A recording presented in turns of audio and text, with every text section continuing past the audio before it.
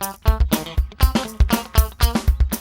first off, is anyone here surprised that we're actually going to a Game 6? Na hindi natapos yung series in Game 5?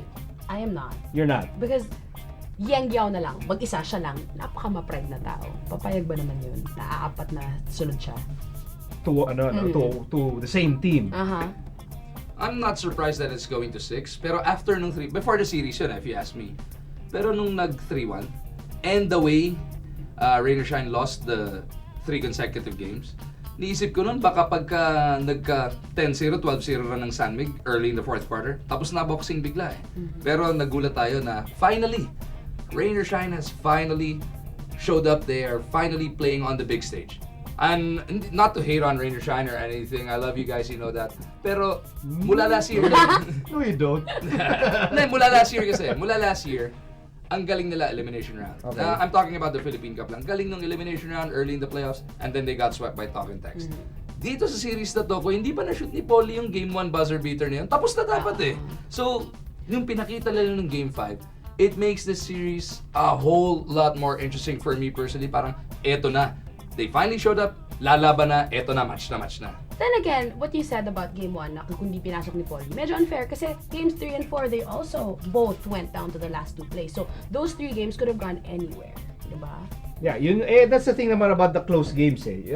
Yun nga, 50-50 chance for both teams, with exception of game number 2. Game 2. Sobrang dikit talaga, kaya pwede mong baliktarin. Which, in a way, if this goes 7 games, and I'm not saying it will, but if it does, wala dapat magulat kasi nga sobrang dikit and game 5 was no different. I think it was James Yap who hit that big shot and parang nagra-run na yung San Mig. Eto na eh. Parang ayan na. And then parang lakas na ng crowd ng San Mig Coffee. And you kind of felt na, this is where Rain or Shine might crumble. Kasi baka dito na bumigay with the pressure and naisip na, nako. Hindi ba parang remember nung game 3 was it? Nung na-foul trouble si James Yap?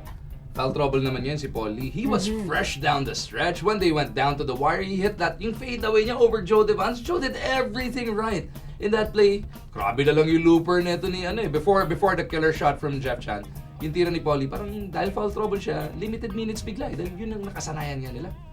Yeah, gano'n naman yung Rain or Shine. And you know, we can have this argument na parang, ano ba dapat ang Rain or Shine? Dapat ba meron kang like 8 rotation of 8 solid players and yun lang yung laro mo, which I felt that's what Kaloy Garcia did in that clincher game against Petron Blaze, Game 5, tama no? But yung sistema kasi ni Yeng, it prepares them for anything. Yeah. So, if let's say, hindi mo binababad lahat, hindi mo binababad yung more important players mo, paano nga pa nag-foul trouble? How will the other players be ready? So in this case, it works. So foul trouble si Paulie, okay lang. They don't over-rely on Paulie anyway. So so now Jeff Chan will have the opportunity. It's true. That is moments. Finally, breakthrough game. Now looking ahead, game number 6. Your expectations for game number 6, Magu? It's gonna be a war once again. It's always a war. Games are so close. And of course, as basketball fans, we always hope that it will go down to the wire. And same thing here, Game 6. I hope it's close. Down in the 4th quarter, para magkasubukan eh. This is the finals, diba? Dito nga bumubuo ka ng alamat. A 1-3 deficit. It's been overcome a couple of times in the recent past. Pure Foods versus Alaska in the mid-2000s, and then a couple of years ago, Talk and Text versus Petron. Pero semis yun. Yung finals, 1991 pa. Ay, pwede bang ikwento yun? Yung Ginebra versus Shell. Pwede ba yun?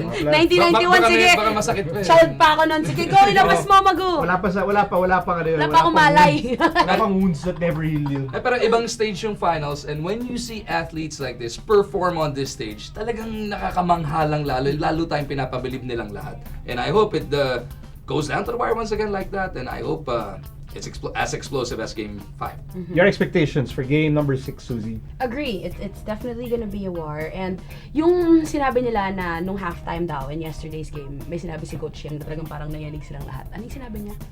Yung tungkol sa tatapusin niyang career. Di ba lumabas yun? Oo. So, feeling ko, di ba? Kung ayaw niyo na lumaban, o pag nakita kong ayaw niyo na lumaban, tatapusin ko na kami dito.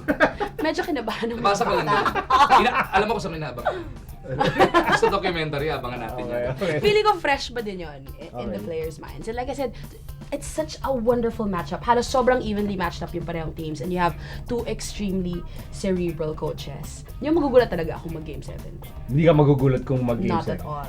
Hey, people have been asking for predictions because we actually did not have predictions for the finals. So, total, tama-tama si Susie nandito. No. O, ikaw nandito. So, your predictions for game... Mauna ka. Hindi, I always go last. Game number 6, who's going to win? Magu? Rain or shine can't win the championship on Wednesday. Oh my God. Yan. Masanay ka sa ganyan, Di ba Susie. yun? Masanay ka. Ganun ba to? Basta mo siyang hagisan ng mga high heels mo. Na, based on... ano na lang, prediction for the rest of the series na. Pwede ba? Hindi, game 6. Game six. Next week pa naman yung susunod na taping eh. Game 6. Game 6. Game 6 pa lang.